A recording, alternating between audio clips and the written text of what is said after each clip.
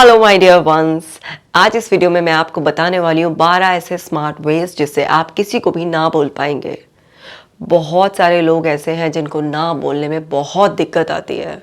चाहते हैं अंदर से कि ना बोल दें, लेकिन बोल नहीं पाते हैं। बहुत हेजिटेशन होती है, डर लगता है कि सामने वाला बुरा ना मान जाए, रिश्ता ना खराब हो जाए, या वो हमारे बारे में क्या सोचेगा, कि क्या हम काम करना नहीं चाहते या हमें आता नहीं है, तो ना कैसे बोलें। तो मैं आपको स्मार्ट वेज बताने वाली हूँ। ये वीडियो लास्ट तक ज़रूर देखना है क्योंकि सभी के काम का है, इसलिए सबके साथ शेयर भी करना और कमेंट कर कर मुझे बताना है कि कौन कौन से तरीके आप ना बोलने के लिए आप इस्तेमाल करेंगे। तो चलिए, अब सबसे पहले आप ऐप को डाउनलोड कर लीजिए ताकि आप डेली ब्रीदिंग एक्सरसाइज करें, मेडिटेशन करें। इससे आप मेंटली बहुत स्ट्रांग होंगे और ना कहने की हिम्मत अंदर से आएगी।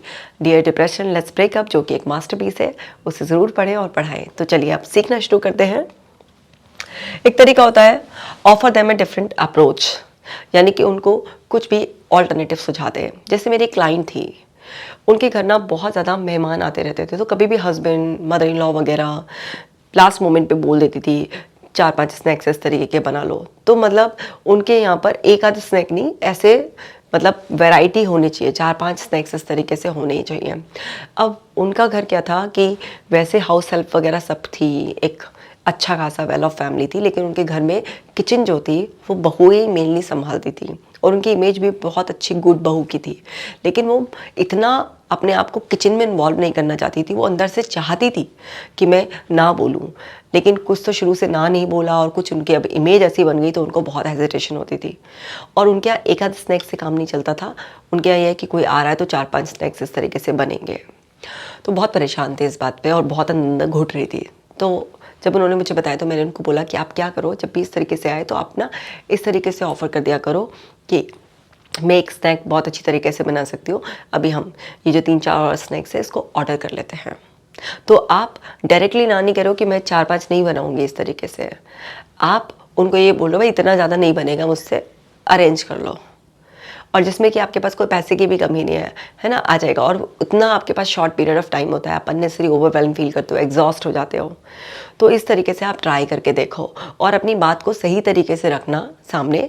मना मत करना, ये नहीं कि मुझे आलस आता है, मुझसे होता नहीं है, इस तरीके से कि आजकल के लोगों को जब घर जाते हैं तो कुछ बाज़ार की चीज़ें जो फैंसी बनी हुई और ज़्यादा हम जो घर में बनाते हैं उससे कहीं ज़्यादा टेस्टी चीज़ें ज़्यादा अच्छी लगती हैं। कि मैंने इस तरीके से नोटिस किया कि हम भी कहीं जाते हैं तो लोग हमारे सामने इस तरीके का बाज़ार का कुछ अच्छी रेडीमेड स्नैक्स डिशेस रखते हैं तो हमें ज़्यादा अच्छा फील होता है। इसी तरीके से लोगों को भी ऐसे अच्छा फील होगा। और मैं पिछले 2-3 बार से नोटिस कर रही हूँ कि हम घर का इतना कुछ बना लेते हैं लेकिन लोगों को फिर भी बाज़ार का ही चाहिए होता है। तो आप स्मार्टली अपनी बात इस तरीके से रखना और ज़्यादा से ज़्यादा आप एक डिश बनाने के लिए अपनी रिस्पॉन्सिबिलिटी लेना, इस तरीके से उनको स्मार्टली मना करना। और ये ट्रिक उनके लिए काम कर गई तो ये आपके लिए भी काम कर सकती है, ट्राई करके देखना। और है be honest about your priorities. आप अपनी प्रायोरिटीज़ के बारे में ऑनेस्ट हो जाएं।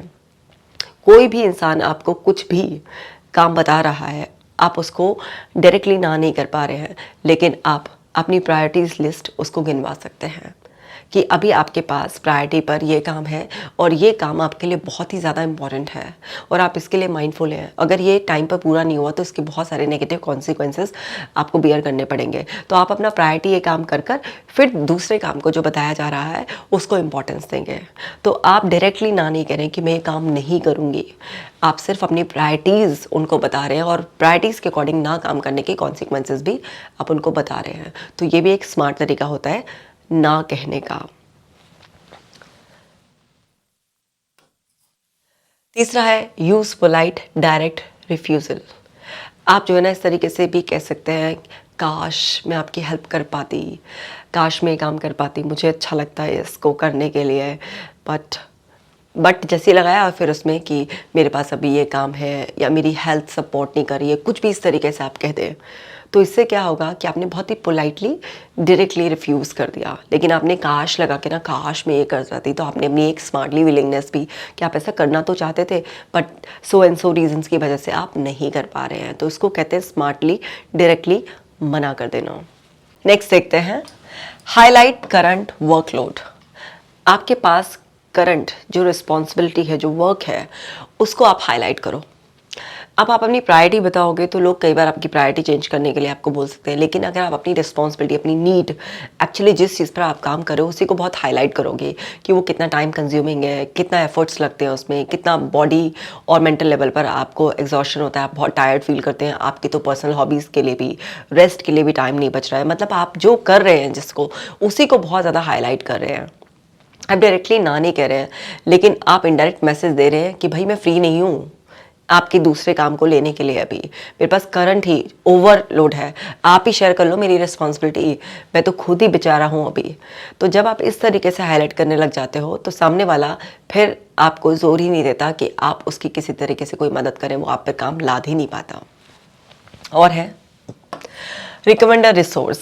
अब आप नहीं कर सकते किसी के लिए, तो आप क्या करें, उसको गाइड कर दें कि कोई और पर्सन या किसी और रिसोर्स से वो हेल्प कर सकता है। जैसे फॉर एग्जांपल किसी ने आपके पास कोई आया और कि आपसे कुछ भी हेल्प चाह रहा है कि मेरे कोई राइट अप लिखने की मदद कर दो, आप नहीं लिख सकते तो उसको बोलो भाई एआई इतने सारे अवेलेबल हैं, किसी से लिखवा लो, या वो पर्सन है, वो आपकी इस फील्ड में बहुत नॉलेज रखता है, वो पर्सन है जो आपकी हेल्प कर सकता है। मतलब आप उसको एक दूसरा सोर्स ढूंढने में मदद करो, जिससे उसको ये तो इनडायरेक्टली समझ में आ ही जाएगा कि आप नहीं करेंगे उसके लिए काम, लेकिन क्योंकि साथ के साथ आपने उसको एक ऑफर हेल्प कर दी है तो उसको तकलीफ नहीं होगी, तो इससे आपका काम बन जाएगा। और है डेलीगेट द टास्क। अब आप क्या है कि अपने आप को ओवरबर्डन करने की बजाय आप काम को बांट दें। आप ये भी एक्सेप्ट कर ले, मतलब ऐसा होता भी है कि हम हर काम में बेस्ट नहीं होते हैं, तो अब आप अगर रिस्पॉन्सिबिलिटी ले भी सकते हैं, लेकिन आपको पता है कि ये काम मैं उतने अच्छे से नहीं कर पाऊंगा, तो आप उस काम को शेयर करें। आप अगर कोई भी इंसान है जो आपको ना ये जाहिर कराने की कोशिश कर रहा है, नहीं आप ही इस चीज़ के लिए बेस्ट पर्सन हो, आप इस तरीके से कर सकते हो, लेकिन आप जानते हो कि आप नहीं कर पाओगे और आपको ना ही कहना है, इसलिए नहीं कि आप काम ले नहीं सकते, बल्कि इसलिए कि वो काम करने के लिए आप उतना कॉम्पिटेंट नहीं भी हो, कई बार ऐसा भी होता है। तो आप जो भी बेस्ट पर्सन है उसका नाम रिकमेंड कर दे, उसको वो काम डेलीगेट कर ले और उसका काम आप खुद के ऊपर भी ले सकते हैं। इस तरीके से एक बॉन्ड बनाकर आप शेयर कर सकते हैं काम, क्योंकि हर बार ऐसा नहीं होता कि आप करना ही नहीं चाह रहे हैं, लेकिन कई बार ऐसा होता है कि आपको अप्रोच किसी काम के लिए किया जा रहा है और आप उसके लिए बहुत ज़्यादा फिट नहीं है। तो कई बार ऐसा होता है कि हमारी ईगो हमें अलाउ नहीं करती है ना कहने के लिए, और हम ज़बरदस्ती उस काम को अपने सर पर ले लेते हैं और फिर बहुत बर्डन में फील करते हैं।